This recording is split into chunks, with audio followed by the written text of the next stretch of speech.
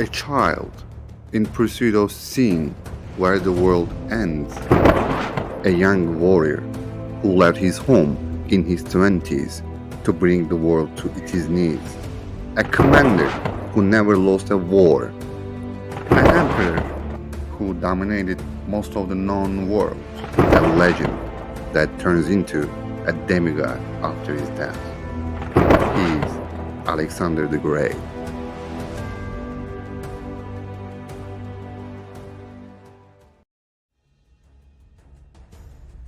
The name of Alexander the Great has been surrounded by secrets, myths, and legends.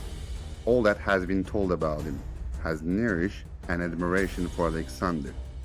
According to a vast majority of historians, Alexander the Great was the best commander ever, with an insatiable desire to explore the world he was in. According to some, he was just a monster who wanted to plunder the whole known world with his barbarian instincts. Alexander was born in Pella in Macedonia in 356 BC. Some records say that it's between October 6 and October 10. To some others, July 20 and 26. The exact date is confusion and unknown even today.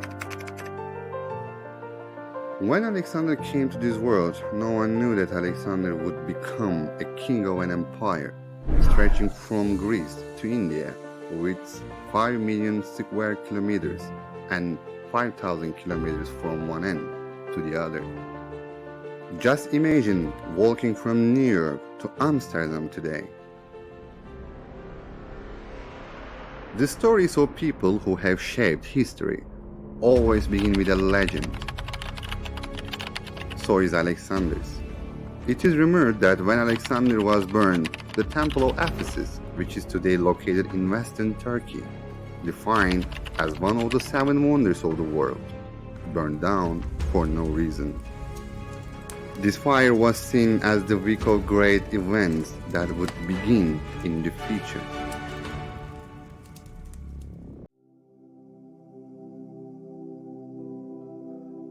Alexander was born as the first child of Olympias and Philip II. 1 year or 2 later, his sister Cleopatra followed.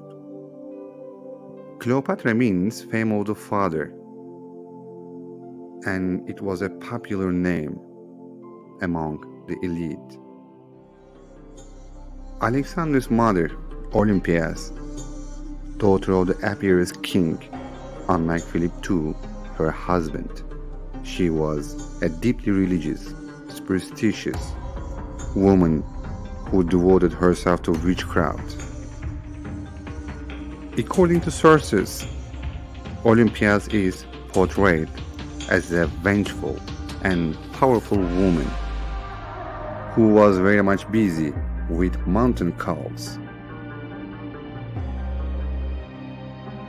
and who pet snakes and worships Dionysus, the god of ecstasy and insanity. Olympias took on a very crucial role in raising her son during her husband's Absalom campaign. After Alexander's birth, Olympia's primary objective, maybe obsession in life, was to make him king. Olympias very much doted on Alexander. So did Alexander on the stories of his ties to Achilles told by his mother.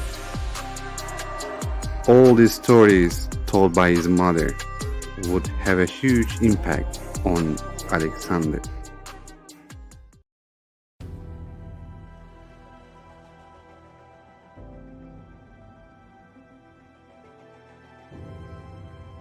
Alexander's father, Philip II, was prestigious, respected king who fought for years to put down revolts and to expand the borders of his kingdom.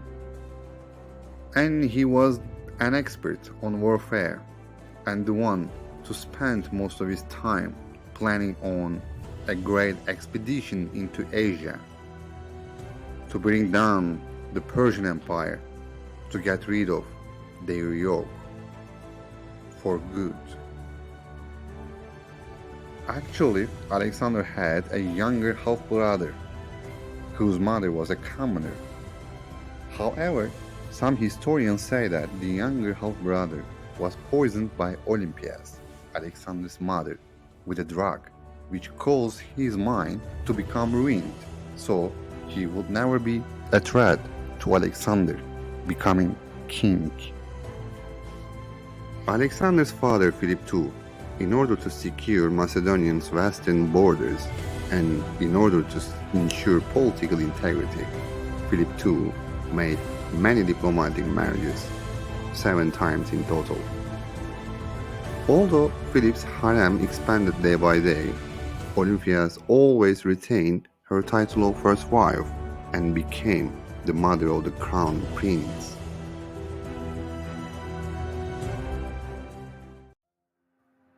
Alexander spent most of his time with his mother, Olympias. Hence, Alexander was under the influence of his mother, influenced by the future his mother had planned for Alexander. Alexander was also closely involved in state affairs. When Alexander was still a boy, he was taught to sing and play the lyre, hunt animals.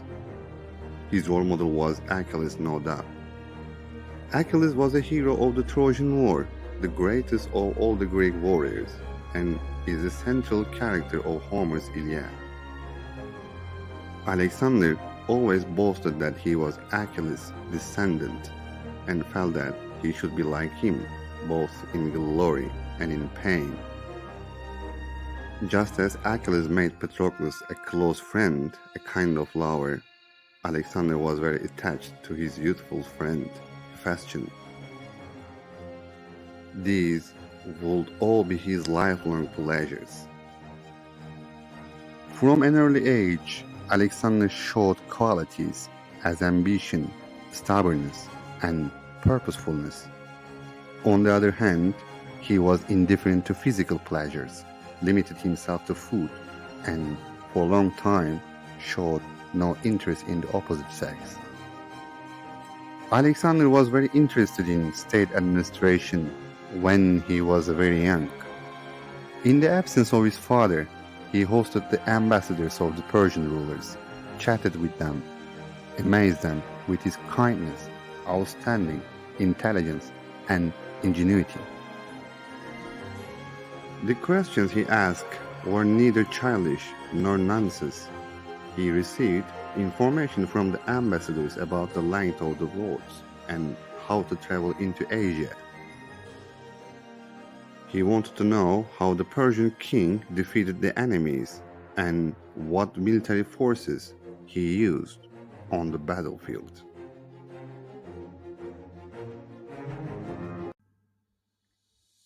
Alexander was very interested in poetry, hometown epics, and theater because of his teachers. From the age of 13, the great thinker Aristotle began to tutor him.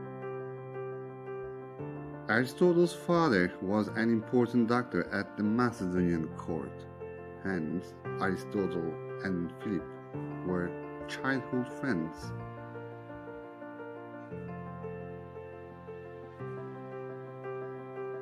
Aristotle spent his childhood in the Macedonian palace. At the age of 17, he left Pella and went to Plato Athens to study philosophy. Aristotle never broke his ties with Philip II though. Later, Aristotle settled in Assos, a city in the Persian state. Starting to work on the science of zoology, Aristotle became quite an expert in it. Aristotle returned to Pella in 343. When Philip II invited him to his palace as an academic advisor, Aristotle was 42 years old when he started teaching Alexander, and Alexander was 13 years old. Aristotle's friendship with Alexander lasted until Alexander's death. While it is said that Alexander economically helped Aristotle establish the philosophy school in Athens, and Alexander, from his expeditions to the east, ordered his men to send some samples of plant and animal species to Aristotle. However, when riots started in Athens with the sudden death of Alexander the Great, Aristotle was forced to leave the city. In his own words, he leaves Athens in order not to commit a second crime against philosophy. Aristotle left the administration of the Lyceum. Today, we can call it a high school. To his friend, he went to Chalcis, his mother's hometown. He died a year later from a chronic stomach ailment he had been suffering from for a long time.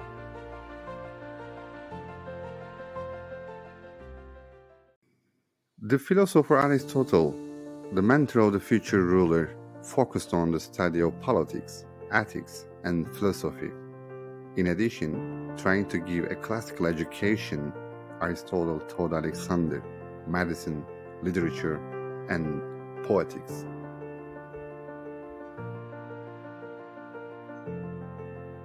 It was Aristotle who led Alexander to take an interest in medicine.